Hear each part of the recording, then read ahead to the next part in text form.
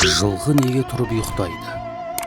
Адам ата жерге түскен соң, оны ібілістің азғыруымен жылан шағып өлтірмек болады. Адам ата Алладан пана тілейді. Ұлық Алла, сен үшін желден жылқыны жараттым. Игілігіңе мін, жануардың жотасынан сипа, асаулығы басылады. Мінсең көлік, ішсең сусын, қашсаң қорғаның, ұшсаң қанатың сол болады, дейді. Адам жылқыны үйретіп мінеді. Адам ата ұйқыда жатқанда жылан келеді.